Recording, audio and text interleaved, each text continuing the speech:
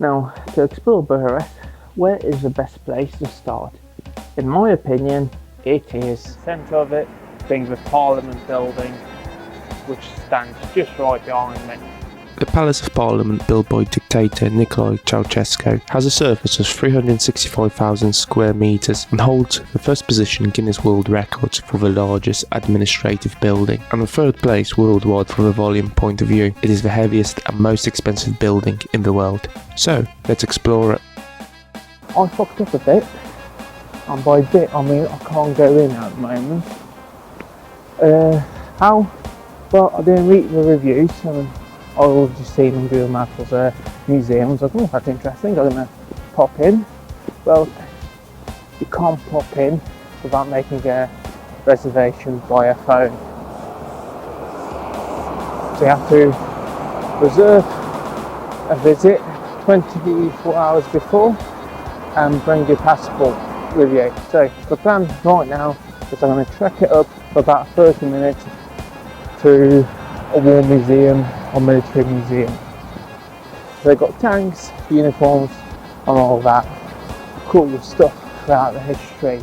I was surprised as I did not expect to see this state of Bucharest on the main roads leading to the museum. With a museum located near a military hospital close to a train station, it presents you, dear viewer, with a history lesson of the land. Starting from the Dacians, moving to the Romans, to the unification of Romania, fascist takeover, and then the communist revolution. It has a great deal of 3D exhibits and models of the area and the castles, even some that I had visited, like this one you can check out here. It also has a great amount of uniforms and weapons from appropriate time periods, and even a good old statue of Michael I of Romania.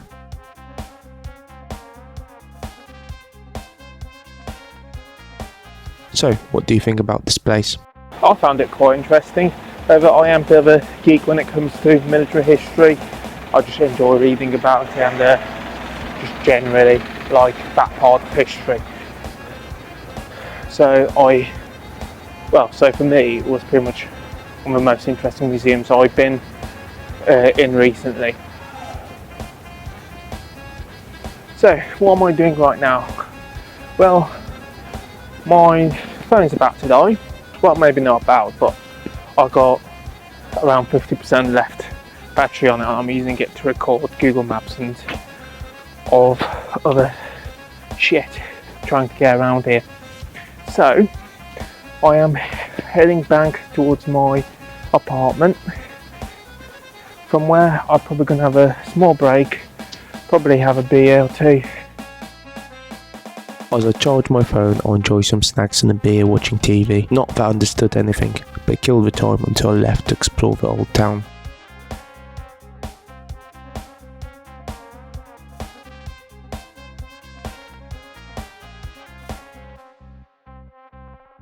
From the umbrella street to the stained glass, it is a nice addition to the place. Personally, I found the old style building more impressive all around the city. With that, I found the Cummins Museum by accident located in a cafe shop, which was interesting in a sense that it was interactive and focused on growing up communist Romania compared to the National Museum, which had a lot of marble sculptures and behind the glass golden artifacts including crowns, armour and anything that the royal family would own.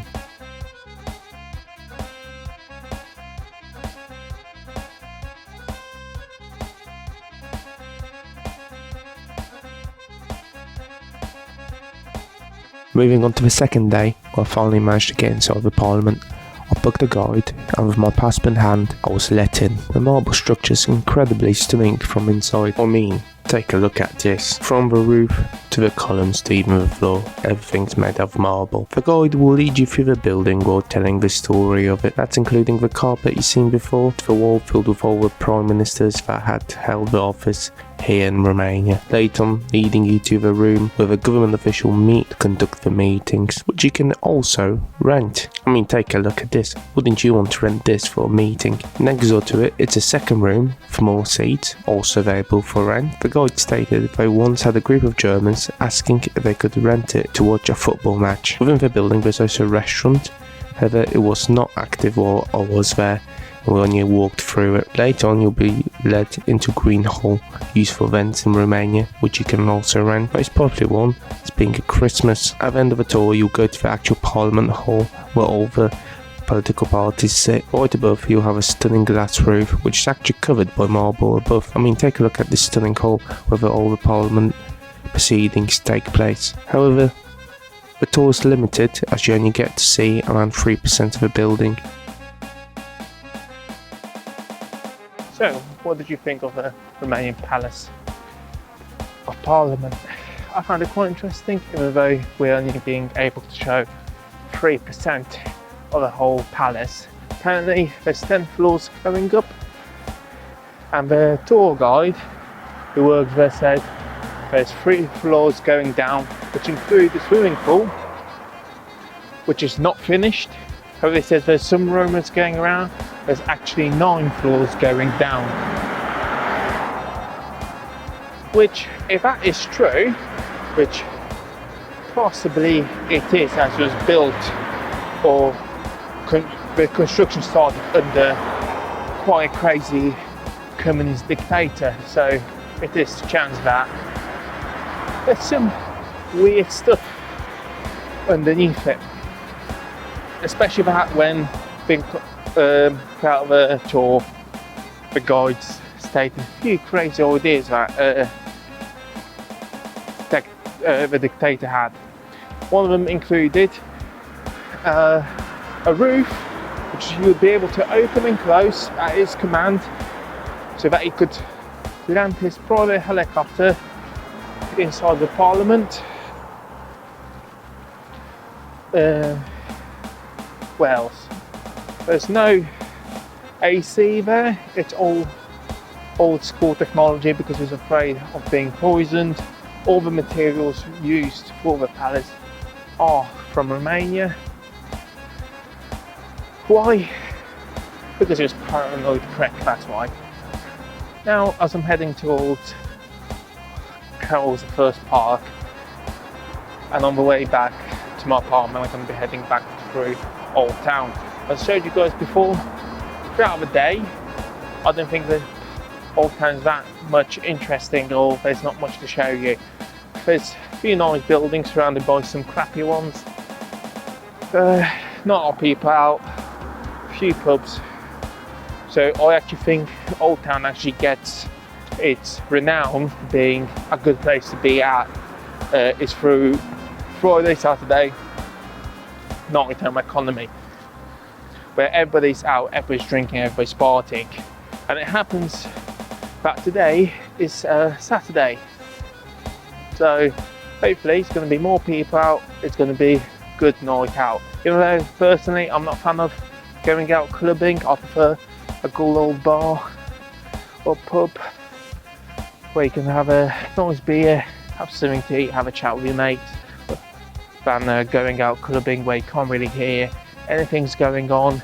There's no food.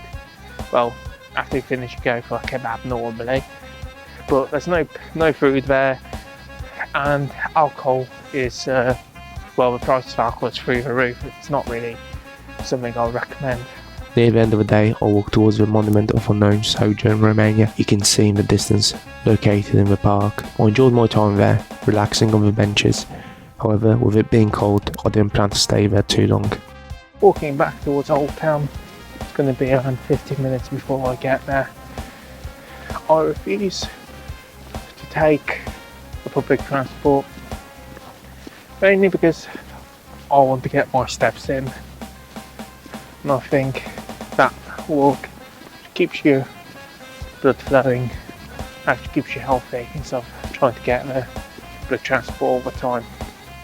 Now looking back, it is a bit pointless that I brought the tourist travel card, because I'm not really travelling much distance. Yeah, it would save me right now actually quite a lot. It would save me 40 minutes walk get back to Old Town. However, personally, by walking around you get to explore, otherwise you'd miss things like this, a little water fountain right behind me. restaurants and other buildings. So by walking around you actually get to explore more. But I actually think you're saving time as exploring and getting more to see than if you took a public transport. You might miss a building, have to take a public transport back. It's a vicious cycle, I think. And by walking, you're doing it by your own pace. You're not really rushing anywhere, and you actually get to see more of the town. So looking at my battery life on my phone, I'm gonna actually be heading towards my hotel first. So I'm going to Old Town, charge my phone, along the way get myself some food for tomorrow's breakfast, as well as a snack for tonight. After that I'm going to be going to a restaurant and then exploring Old Town at night. Now, the reason why I'm doing it in this order: 1, my phone is about to die. 2, technically, tomorrow I am going to be homeless. And what do I mean by that? Because my flight back to UK is not tomorrow, it's the day after at 6 in the morning. So to save some money, I'm actually checking out tomorrow at the latest time I can. So it's going to be 11 from my apartment, or 12 I think, 11, 12, I don't really remember now off the top of my head. I'm going to be checking out, and since then, till 6 in the morning when my flight is due, I'm going to be without a home, or a place to sleep. So I'm going to have all my stuff with me, my backpack, waiting for my flight, trying to occupy myself with different things. Which actually I got an idea, being going to the terms of Bucharest, buying myself a 4-hour ticket to go there. With those 4 hours, those lockers, so I can put all my stuff safely there. I can relax and enjoy myself in some hot water, and then after that I'm probably going to have a small trek back to the airport, where I'm possibly going to have a nap. I did that before, to be honest, plenty of times, but I just slept in the airport waiting for my flight. Now, the Parliament in the night is a sight to see, however I don't have too much time to enjoy it. When to get back to the flat, pack my bags and call an early night, as I need to get ready to be homeless for a day before my flight back home.